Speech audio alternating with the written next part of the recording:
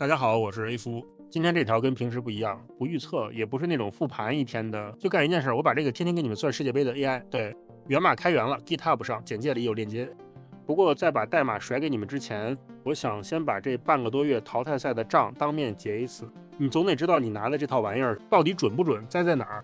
32强这一轮从6月28号南非打加拿大开的头，踢到现在我压谁能晋级，统共就错了2场。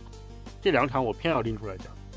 德国打巴拉圭，荷兰打摩洛哥，90分钟我压的德国、荷兰俩强队，结果这俩90分钟都是1比1，谁也赢不了，拖进点球，德国3比4，荷兰2比3，一块滚回家。方向我压错了，不赖账。可你翻我赛前那2条巴拉圭、摩洛哥这俩黑马，我恰恰是逆着庄家，多给了他们一点爆冷机会的。庄家更看好德国、荷兰，我没那么看好。最后他俩真在点球上把强队掀了。我为啥揪着这俩不放？因为我栽的地方不是90分钟，90分钟压根没踢出结果，我栽在点球上。点球这东西，我开淘汰赛头一天就跟你们说死了，进了点球就是运气，5-5开我不算。所以这2场输的我一点不冤，是我早举手认怂，说我算不了的那块，剩下的不啰嗦了。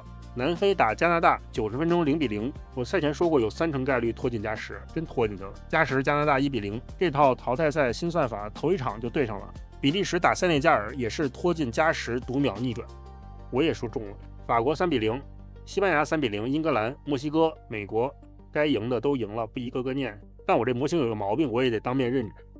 葡萄牙打克罗地亚，瑞士打阿尔及利亚，我嘴上老念叨悬，搞不好拖进加时点球，结果人家常规时间干净利落就解决了。晋级方向我抓的挺稳，可到底会不会拖进加时，我明显估高了，太怂，这个下一轮改。行，账结完了，说正事儿，开源这套东西就是你们每天看我录屏那个终端背后全部的家当。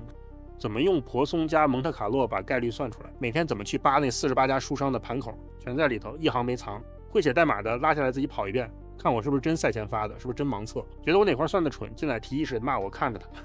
我干嘛把吃饭家伙都给你们？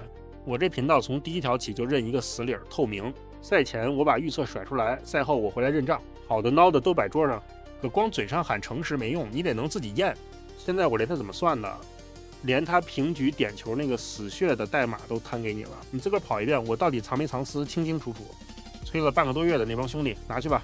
淘汰赛才踢完一半，16强、8强后头还长，我接着一场一场算，一场一场认，觉得这事儿有点意思的订阅，下场见。